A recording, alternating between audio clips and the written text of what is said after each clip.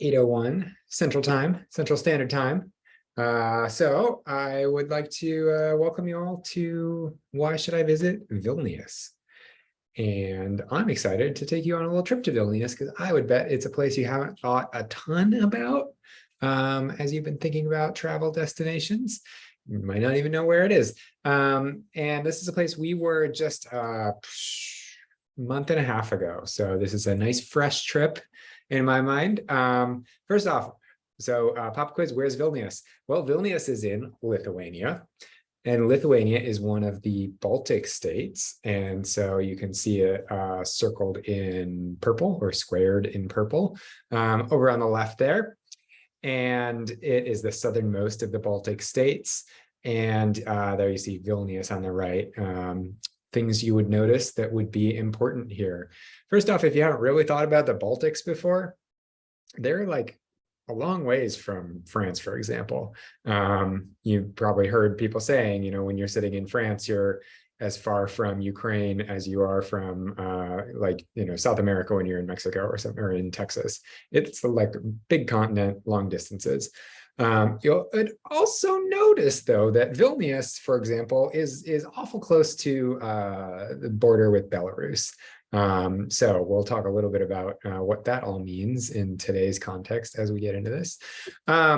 Lithuania itself is about the size of West Virginia, but European and not, 19th century. And it is a really fascinating country. I'll be sharing a little bit more about that. We sort of ended up going there by process of elimination. We had wanted to take a trip to the Baltic states for a while, and started asking around, both, asking friends where they'd gone before, and then watching some videos and reading a little bit on some of the cities in especially Estonia, Latvia, and Lithuania. Finland, we sort of ruled out just because living in Minnesota, we feel like we get exposed to a lot of sort of that Finnish, Norwegian stuff. We settled on Lithuania mostly because it was a place that we didn't know a lot of folks who'd been. So it was a fresh experience and turned out to be awesome. So tonight, wow, I forgot to change the slide. That's very embarrassing. It's not why you love Lisbon, it's why I love Vilnius. We're going to talk about what you'll do. We'll talk about logistics, and then we'll wrap up with question and answer. As we go through the presentation here, if you have questions, there should be a Q&A widget somewhere down at the bottom of your screen. Just click that, type in there, and I'll go through some questions at the end. So first off, why are you going to love Vilnius? This is my sort of top three, why you'll love this place. First off, it is like firmly quaint and very, very European. And that may seem obvious, it's in Europe, but it's in Eastern Europe. And I think for folks who've grown up thinking about, France and Spain and Germany and the UK and Italy, sometimes we're not so sure about what we would expect in Eastern Europe. I mean, as we'll talk, for most of or a good chunk of the 20th century, Lithuania was part of the Soviet Union. And we sort of have some baked in assumptions about what places in the Soviet Union were like. And certainly, some of that's available to see if you're interested in Soviet stuff, as we'll talk about. But the sort of core of Vilnius, which is where we're going to be focusing a lot of our talk today, is very, very old and very, very European. And the other thing I love about this is Vilnius itself is really small enough that you can quickly grow to feel familiar. It can become familiar for you. And what that means is that within a day or two of being there, it's just gonna feel very comfortable. You're gonna figure out how to move around within the city, how to navigate within the city, and you'll feel comfortable just going out and exploring because it's sort of a manageable size. It's not sort of so daunting like Paris might be, and just completely overwhelming. It has really eye-opening history. And we're going to get into some of that as we talk here. But the history of Vilnius in the 20th century and the history of Lithuania in the 20th century, something certainly I was completely unaware of, and is really fascinating and really different from, I think, the history of other European nations. And Vilnius in particular, as you're probably getting a sense here, has quite a powerful history during World War II and actually a Jewish history stretching back 500 years. So really eye-opening history that was, again, completely unknown to me going into the trip. And finally, it's a super beautiful place to just hang out. It's this sort of very dynamic society. They're thriving with sort of new startups and big investments in technology. They're part of the European Union, and so they're getting really solid investment. They've got lots of resources, and a lot of that's being poured into Vilnius to make it just a really gorgeous city, and a city that you can just go and hang out in. And as an added benefit, because even though it's part of the European Union, it's still sort of Eastern Europe, it's lower cost, and you can go there and sort of afford to be a little bit more, spend a little bit more freely than you might in Western Europe. So really cool place to go hang out. Sort of quickly risen to the list of my list of top places to go and just sort of hang out for a few days in a European city. So what all are you going to do when you're there? Well, as I was just saying, first thing, you could go just hang out. We stayed in an absolutely amazing Airbnb, and there's a ton of these around. That was, well, let's back up a minute and just say we've had some experience traveling in former Soviet states. A lot of you may know we spent a bunch of time in Kazakhstan. We've spent time, obviously, in sort of Berlin and East Berlin, and in sort of China and other, not China, I know, not Soviet, but communist, China, Vietnam, and some of these places where what you get are big brutalist concrete structures. And there's some of that to be seen in Vilnius as well. And one of the things to know about any place that is sort of Soviet or former Soviet sphere of influence is that even though on the outside, some of these buildings look like sort of depressing, brutalist concrete apartment buildings and things like that, on the inside, they're often pretty stunning. And that was the example of our Airbnb. It was sort of you went in and it looked like the kind of place that they would send, peasants to go and die essentially in the Soviet Union. But inside is this sprawling Airbnb with tons of windows, this amazing balcony looking out over church steeples and a soccer field. Just really, really glorious. And I think that's been our experience in a lot of places where the insides of these buildings are not reflective of their outsides. So this is a little picnic lunch we got from the farmer's market, eating some local Lithuanian the special bread they make. It's really, really delicious. Some of their local cheeses. We're going to talk about how they're really into pickles. And it was strawberry season when they're there, so we just devoured a bunch of strawberries. So Vilnius is a really great place to go and just have a relaxing time. One of the reasons you're probably going to want to go and have a relaxing time is there's not a ton of amazing sites that you're going for. They don't have the equivalent of a world-class art museum or sort of historical sites that rise to that world-class level. There's a handful of things that we're going to talk about, but a lot of why you would go to Vilnius is just to really be engaged in the city and really enjoy the city itself. And when you're in Vilnius, you're going to be primarily staying in an area called the Old Town. And I sort of roughly drew a very approximate map of the Old Town. But as in most European cities, the Old Town is the area that used to be inside the walls. So there was a city wall that encapsulated this area, and you'll probably see down towards the bottom here, the Gates of Dawn. Well, that was a gate in the wall. It's the only gate that's actually still left. The rest were destroyed by both the Germans and then the Soviets. And the wall, as often happens in European cities, was sort of subsumed into the city. Buildings just sort of grow and encapsulate the wall, and eventually the wall was completely gone. In some cases, you notice there are sort of ring roads that or roads, I should say, that follow the path of the wall. But in parts of the city, it's just sort of been absorbed by buildings and things like that. One thing you can't tell from this map, you notice the river up here. The whole city sort of tumbles down towards the river. And so there's a gentle slope down all the way down to this real city square that's labeled the castle tower. This is where the cathedral is. There's a palace we're going to talk about. And one of the things that's so cool about that is it makes it so easy to navigate the city, because if you're walking down, you're walking towards the river. And because of how the streets in the old town work, sort of if you walk down, the streets are all going to dump you out at the cathedral. It would be very hard to walk and make it to the river without hitting the cathedral first. And that just makes it so easy to get comfortable really quickly navigating without maps. And that's one of those things that makes a city feel really familiar, when you can put the map away, put your phone away, and say, oh, we're going to go to the Gates of Dawn. Well, I know I just have to keep walking up to get there, because I'm down at the cathedral and I want to get over here. I just kind of keep walking up, and the city's going to kind of funnel you in the direction of where you want to go. And I found that really, really just exciting and comforting to be there. As you wander the old town, it is this sort of very characteristic, very sort of picturesque old town, right?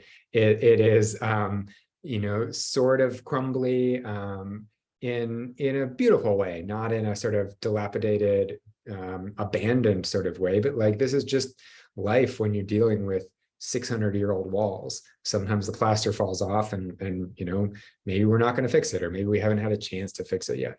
But what you get are these really just, I mean, this is a street, right? Very narrow streets, maybe so narrow that a car can't pass down the street if there are any pedestrians, or maybe it can't pass down the street at all. And then you get, off of streets like this, you get little alleyways that are even narrower that you can wander back into and find artisans and merchants and other things. And so it's this sort of twisty, tangly, very narrow streets that just feels like another world if you're living in the Midwest of the United States, which just makes it so fun to explore the old town and just treat that as a site in and of itself. As you explore the old town, what you're going to see, among other things, are a heck of a lot of churches. Vilnius calls itself the city of spires, or the city of churches, or something like that. They make some somewhat questionable claim about the number of churches they have being more than any other place. And I don't know, it's sort of like Minnesota claiming it has more lakes than other places, which it probably doesn't. So I think the Italians might look askance at that statistic, but it does have a whole lot of churches. There's like 60 some churches right within the heart of Vilnius. And what's interesting is they cut across a whole bunch of sort of different denominations, obviously very strong Catholic presence within Vilnius, especially sort of in the 15th century, 16th century. But you get sort of Russian Orthodox things coming over from that direction. You had sort of Northern European Protestant religions coming in. So you get a whole bunch of different types of churches all within the city. And as with most places, they're all sort of open. You can go in and wander around. We'll talk about some other activities you can do in the churches in a little bit. But it's, none of them are the Duomo, right? They're a smaller scale, but it gives you a really good chance within a single city to get a bunch of different perspectives on different religions, different denominations. The other side of that coin is the Jewish presence within Vilnius, or the evidence of a Jewish presence in the past, which shows up in a number of forms. First in street art, and Vilnius is an amazing city for street art that we'll get into a little bit here. But you'll also see things like the memorial that this photo of me, I'm standing in front of, this memorial to the Vilnius ghetto from World War II, because the Holocaust came to Lithuania, and what was a very large Jewish population was completely decimated. So Jewish history in Lithuania goes way, way back, as I sort of alluded to. Starting in the 14th century, Lithuania was actually actively putting the call out to Jewish merchants and families to come to Lithuania, because the leader at the time, the ruler at the time, saw that as an opportunity to boost Lithuania's economic power. And so while the rest of Europe was doing their best to drive Jews out, Lithuania was inviting Jews in, and built this community that, ebbed and flowed, grew and ebbed and waned, ebbed and flowed. whatever, was still very vibrant as the 1940s rolled around. It's estimated that there were about 55,000 Jews in Vilnius itself at the start of World War II. And that's out of a population of about 200,000. So about a quarter of the population was Jewish going into World War II. And within Lithuania in general, the population of Jews was much, much larger. And so you'll see that on the streets. There are increasing numbers of memorials throughout the streets to mark out the bounds of, for example, the Vilnius ghetto. So you can get a sense of where it existed within the city, because most of that was then sort of destroyed or rebuilt under the Soviet occupation. And then there are also a number of really powerful museums that you can go and visit. So the one you're probably going to want to start at is what's called the Greenhouse. And this is the sort of history of Lithuania's Jews. And this will go through, and that's where some of these photos of exhibits that you've been seeing are from, go through lots of sort of personal documents, letters, records, newspaper articles, photographs, etc., documenting the Vilnius Jewish experience prior to the Holocaust, through the Holocaust, and then sort of talking about after the aftermath. But something like 95% or more of the Jews in Lithuania were killed during the Holocaust, including at a mass execution site just outside of Vilnius that you can also go and visit.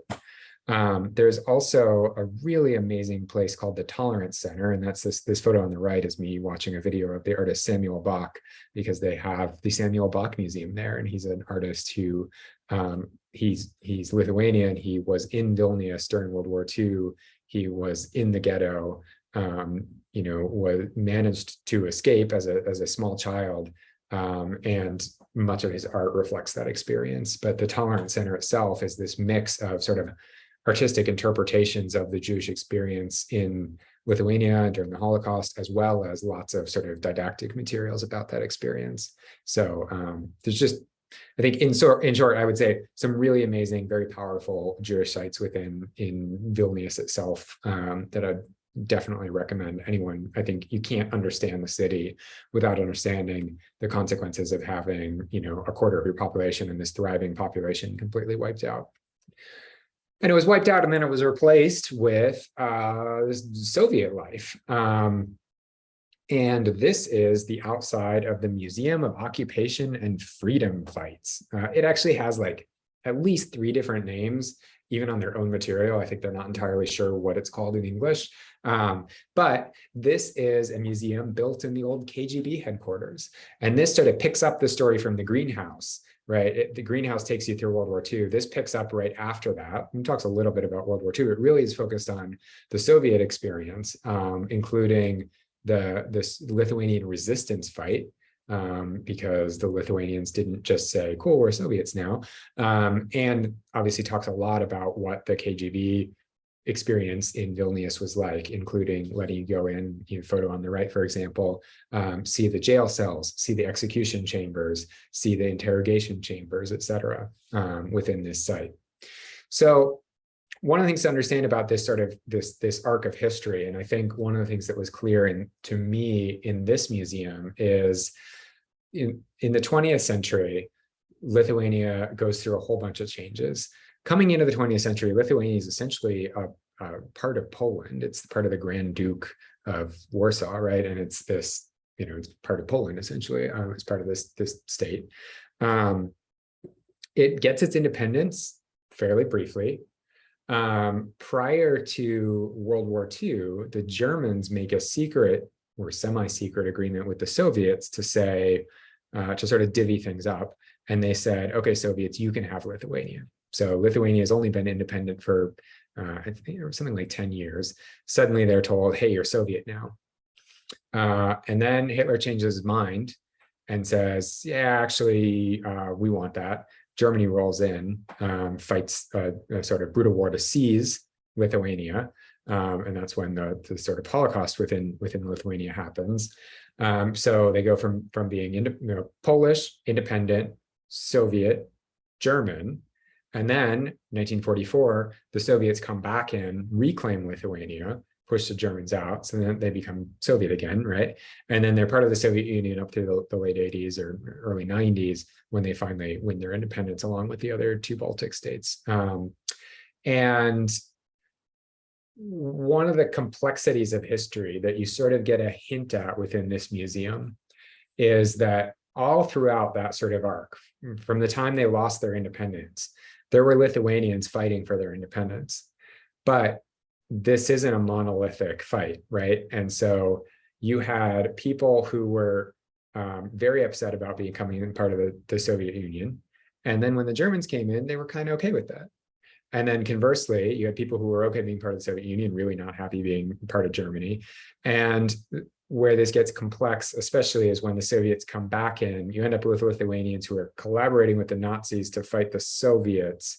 But ostensibly, they're all fighting for their independence. And I think what you see in this museum is the struggle with how you talk about a history of freedom fighters, people fighting for the independence of their country, but doing it by collaborating with the Nazis. So anyways, fascinating museum.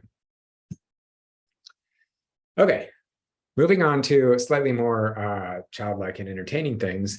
We've gone through the World War II period. We've gone through the sort of the transition into the Soviet period. There's some really fun in the modern, fun today, not fun in history, former Soviet sites. And by far, my favorite is the Energy and Technology Museum, which is this building we're in here. And this is a former power plant. It was the power plant that powered Vilnius.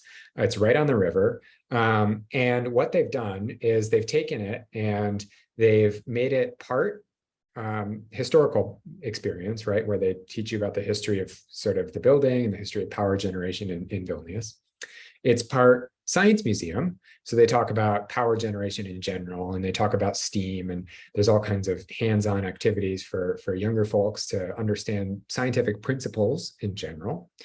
And it's part art museum. So throughout this entire very large structure, there's art hanging up, and you can see a painting hung on the side of this steam boiler or steam condenser or whatever it is, right within the museum. And this is all throughout the structure as well. And it's sort of part interactive game.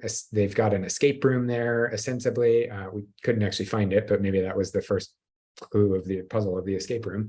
And some like a really fun interactive art exhibits that are actually built into parts of the power plant. So you like duck into a chimney and then it's this whole interactive art exhibit. So they've done some really fascinating stuff with this space.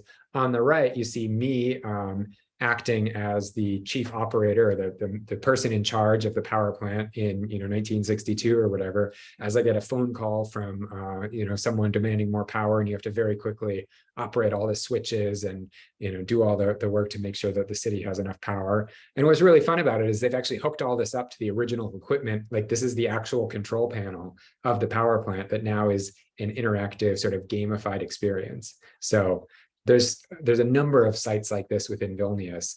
And again, this is not for tourists. We stumbled upon this because we saw it across the river. It's not in the top 20 TripAdvisor sites. This is for locals to come in and come to their local science museum. But I don't know, it was probably my favorite experience in all of Vilnius. And there's a number of really cool sites like this within the city. One other thing that you get within this is some really cool historical artifacts. And I just had to include this picture. These are Soviet vacuum cleaners. And how cool are these? Obviously, they put up Sputnik. They were really proud of Sputnik, so they made Sputnik vacuum cleaners. And I have a lot of lust for these. So just another part of what you'd get visiting the Energy and Technology Museum. So we've talked about mostly sort of the 20th century experience of Vilnius in these last few slides, talking about the World War II and the Soviets, whatever. It's hard to miss things like this, and this is part of what I have in my notes. I have as air quotes old stuff, because there is some of this within Vilnius as well. So this is called the Palace of the Grand Dukes of Lithuania. It's a palace, but it was built in 2008. And it wasn't like restored in 2008. It was like there had been a palace here at one point, and then the palace was pretty much completely destroyed. and then it was rebuilt in 2008. And it does have within it, it has a museum within it. It has archaeological exhibits about that previous palace. But there's a handful of things within the city, as Vilnius has tried to figure out sort of what its draw is, that they've sort of created some of these sites within the city. So I think it's always interesting when cities don't have that sort of baked in cultural heritage, and they have to decide how to sort of tell their stories. One of the ways they can tell that story is by recreating structures that are no longer there. Around the palace, you have a number of other really interesting sites. So in the top left here, you have the really large bell tower, and that's in front of the sort of central cathedral. And then further in the background here, behind this monument to Ukraine, you see this is the part of the palace back there. You have the Castle Hill. And so this is even further back. This is sort of at the top of the hill behind the palace, which is behind the cathedral, which is behind the bell tower. And this, again, is a site that is somewhat reconstructed, but there was at one point a sort of castle structure on top of this hill, and you can walk up to it or take a funicular up to it and get a great view. The bell tower itself, you can also go in and explore. It's a really cool wooden structure on the inside with some really great views out over the city. So that's sort of what you would go to see in this square. But what's more exciting is this is the place that all kinds of really cool activities happen. It's the town square. We'll talk about that in a minute. There's one more sort of section of town that I have to mention, which is an area called Užupis. And this is the sign you actually see as you're leaving Užupis. But it's sort of, there's a small river that separates it from Old Town. And I would say maybe I just didn't understand it. But Užupis is sort of described as this ultra arty neighborhood with sort of just very funky. It's very much like the place in the I'm blanking on the name, in the Netherlands, that's like a communist collective run by sort of dirt hippies. But it's sort of described in that way. And what I found is like it's mostly a neighborhood with some restaurants and some not very interesting art galleries that has sort of created a bit of a myth about itself being this totally wild and funky area. That was certainly not my experience. I would say if you're going to skip anything in Vilnius, it would probably be spending a ton of time in Užupis, with the one exception that it's where we had by far the best meal of our trip. But I don't think that was because it was in Užupis. So just figured I had to mention that. So in addition to exploring the city and seeing some of these sites, there's a ton of other really cool activities you can do within the city proper itself. One of my favorites is we got connected with the Extreme Cathedral tour. And so this was a tour, again, very much intended for locals, but they were happy to give us a private tour in English. The normal tours they give are all in Lithuanian, but they were happy to give us a private tour in English, where you put on a hard hat and you go down below the cathedral. And it's not just about, what you might find in other places, which is like, let's look at the crypts and here's the crypts.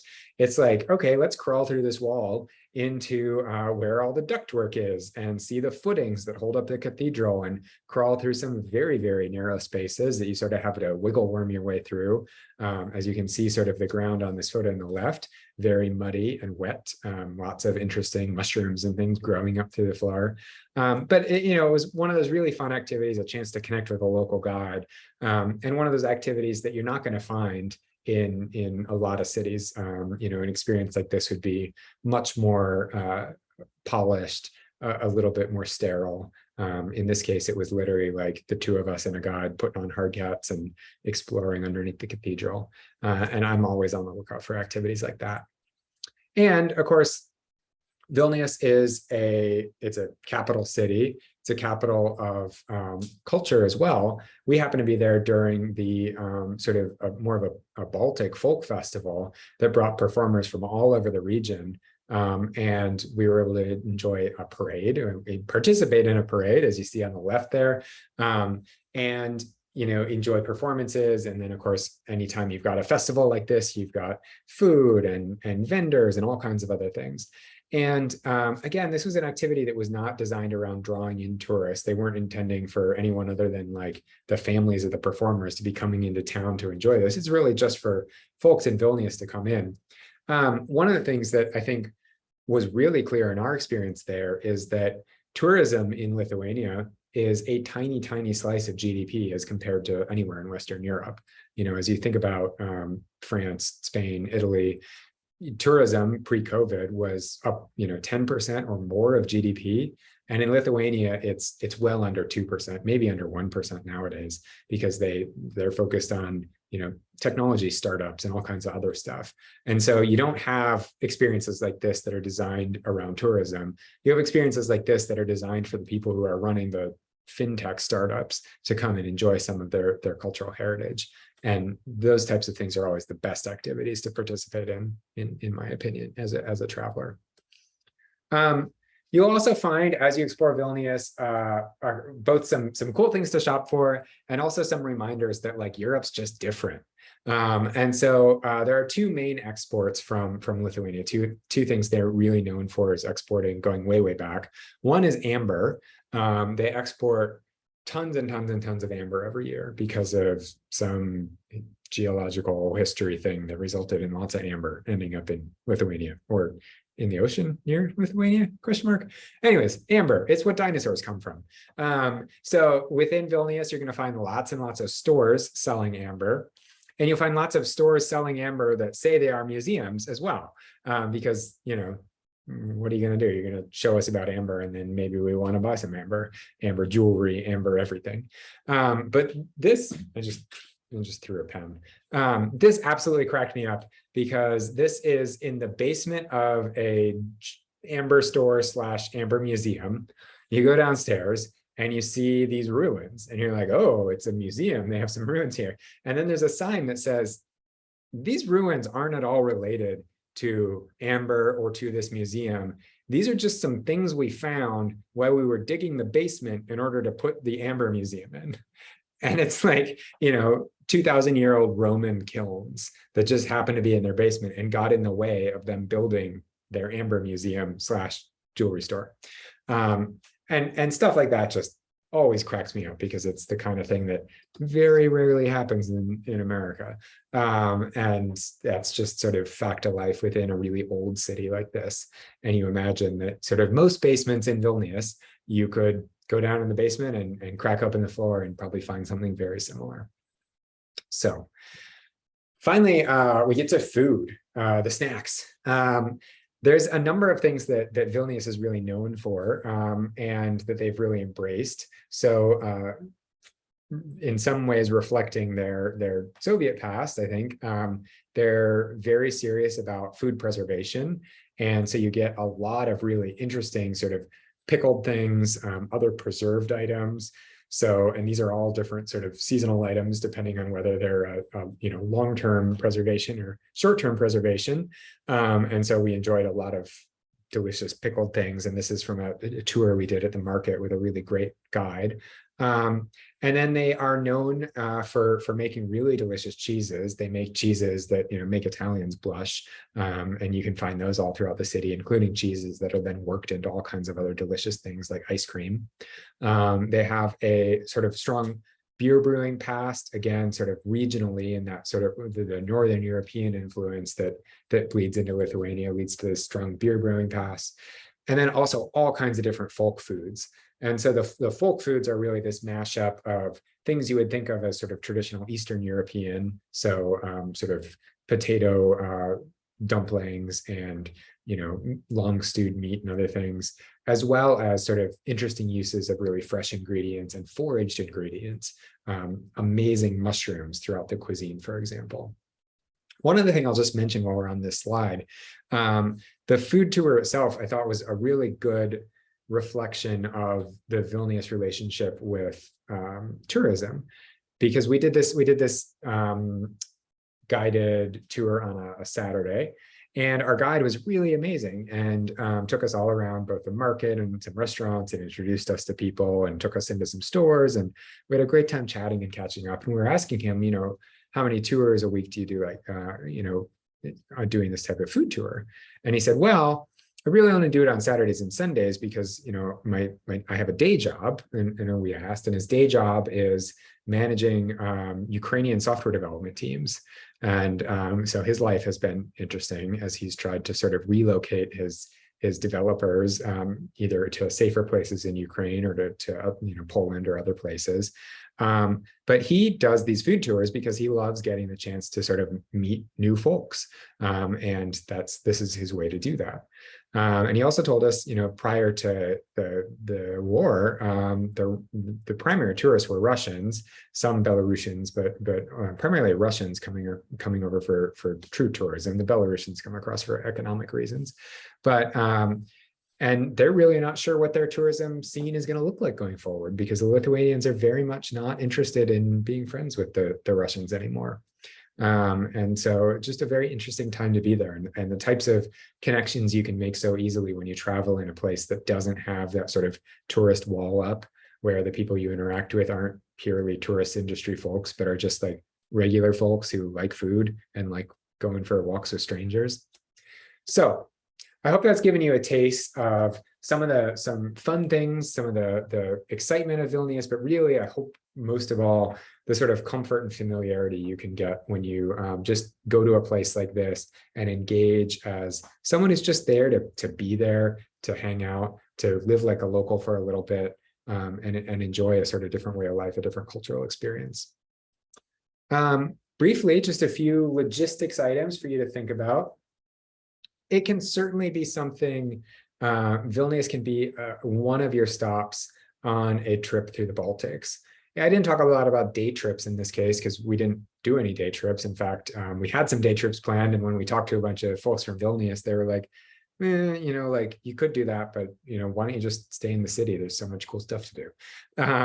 But you can definitely do, and it's very, very common to do a sort of open jaw trip where you might fly into Helsinki, spend some time in Helsinki, take a ferry across to Estonia to Tallinn, take a flight, probably a flight down to Riga in Latvia, and then another flight over to Vilnius, and then fly out from there, or maybe continue on to Poland.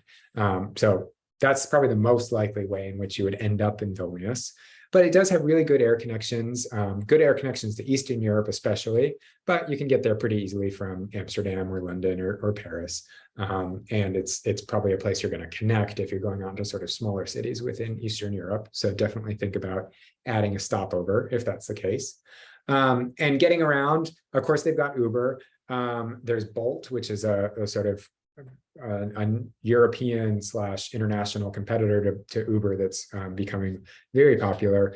But then owing to their really, really hot tech sector, both in Lithuania, but also in the Baltics in general, they have a number of their own competitors as well, their own local homegrown solutions. So CityBee is one that's more of a grab a car for an hour or a day, and the cars are just parked along the streets, sort of like Car2Go or blanking on some of the other ones that we've used in the past. And they have actually a number of services like that as well that are very accessible for you to get around. And I certainly would have no concerns about driving within Lithuania if that's your preferred way of getting around. Obviously, you're going to want to stay in or near the old town. And I would say either pick out a cute boutique hotel, and you'll find those on booking.com. There's a bunch of them that are going to have maybe 10 rooms at most, very small ones tucked into the old town. Or definitely there's some amazing Airbnbs. We love the one we picked, and I'd be happy to share the link to that. But there's tons of them if you just go browse Airbnb, really cute ones right within the old town. And I would say you don't have to stay firmly within the old town. We were like 2 blocks outside of the wall, if there had been a wall, but you want to be right in that area. You're going to be totally fine getting by with English. Anyone who grew up post-Soviet Union learned English in school, and most of the older folks have more than enough English to get along. Obviously, prior to the Soviet era, they were all learning Russian in school. It is not really cheap, but I would say it's on the order of 20% cheaper, maybe 30% cheaper than Western Europe in terms of food, accommodations. Some things, especially the museums and things are much, much cheaper just because they're not oriented around tourists, they're oriented around locals. But yeah, it's definitely a less expensive destination. And because it is a European capital, and especially now because it's a European capital on the border with Belarus and it's a NATO state, whatever else, it is like packed with interesting folks who aren't Lithuanians in addition to all the Lithuanians. So, the best meal we had was an Italian meal. It's an Italian guy who'd ended up in Vilnius, married someone, and then he brought in a Omani guy and a British guy and his Lithuanian wife, and you get these really fun multicultural mixes of people who've come in as diplomats or come in to do business and have ended up settling there. The kind of thing you get in any capital city. But one of the reasons that I personally just love capital cities so much, whether it's Washington, D.C. or Vilnius, Lithuania. So with that is my last slide on Vilnius. If you have questions, feel free to pop them into the Q&A widget. Otherwise, what I will say is next month, we are staying local. We're going to talk about New Orleans. So far in this Why Should I Visit series, we've only talked about international destinations, but New Orleans is kind of international, really. And I keep meeting people who haven't been there. And I feel like that's just a real shame because New Orleans is just one of the best cities anywhere in the world, quite honestly, not just one of the best cities in the United States. So I'm going to do my best to pitch why you should visit New Orleans. One question I see here is, I think, talking about just sort of safety in the current time period. Obviously, as I said, really close to Belarus and close to Russia. And if you've been following the news, you might have noticed that Vladimir Putin specifically calls out Lithuania every now and again as basically saying things like Lithuania shouldn't even be a country, or maybe it's not really a country, and sort of making all kinds of threatening behavior. You may have noticed the Lithuanians sort of stuck their finger in Russia's eye by blocking rail access or some rail access to the Russian enclave of Kaliningrad. All of that aside, like, where I come back to on all of this is Lithuania is part of NATO. And if we get to the point that NATO soil is directly involved in the current conflict in Ukraine, there is nowhere that is going to be especially safe. And I don't think Lithuania will be any more unsafe than, Berlin or New York, right? So I certainly, didn't have any concerns about traveling there. I thought it was really fascinating to get a frontline perspective because you see, Ukrainian flags everywhere. You see all kinds of both graffiti and official signage expressing their feelings toward Vladimir Putin. And you also see sort of some of the impacts of being cut off from their neighbors. So the market we went and visited, the tour guide explained that in the past, the market would have been surrounded by old Belarusian ladies selling produce that they grew at home and then brought across the border each day. It's 70 kilometers or something. It's roughly an hour drive. And they would set up outside the market to sell their produce. And of course, that border is now closed effectively. And so that's been cut off. And so you really do get this frontline, very real sense of changes between, a year ago and today. Kat asks, hi Kat, any day trips you would have thought about? Well, there are some day trips that sort of the Lithuanians are into as really purely recreational outings. So there is a city that starts with a T that I'm blanking on the name of, about a 20-minute drive outside the city, or about a 1-hour bus ride, that has a castle and a museum. And as we were talking to the guide, he was saying, like, people go there in order to, float around in a paddle boat and enjoy a meal, but the actual historical sites aren't really that interesting. The things I would be interested in are a little further afield. One, Lithuania, it has a lot of national park land with some amazing hiking, as best I can tell, very diverse terrain and some really great areas. And I'd love to have had a chance to go spend some more time out in nature in that way. There are some really cool Soviet sites as well, and I do kind of go in for that kind of thing. So if you want to go to a Soviet missile base and explore that, that's an opportunity. But the other big destination in Lithuania is really to go to the coast, to go to the Baltic Sea. And the Lithuanian coast bumps right up against Kaliningrad, this Russian enclave. And so there's some interesting sites there to sort of look into the Russian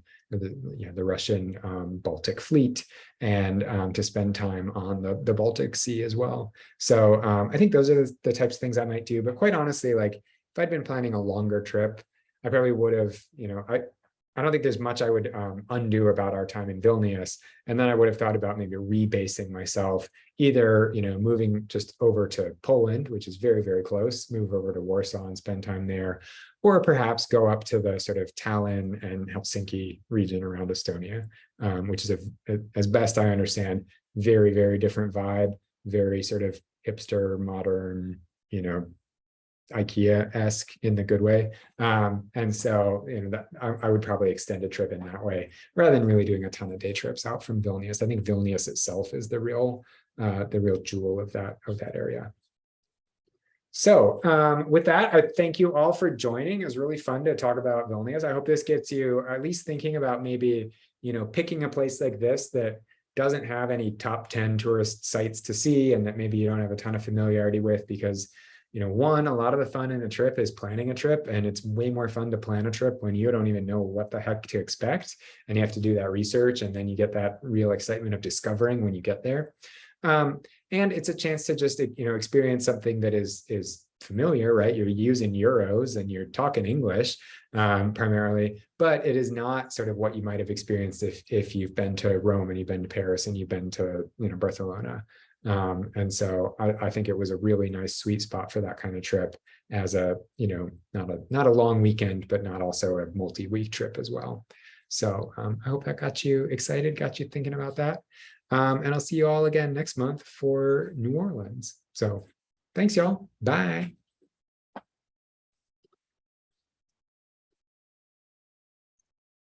Where do I stop?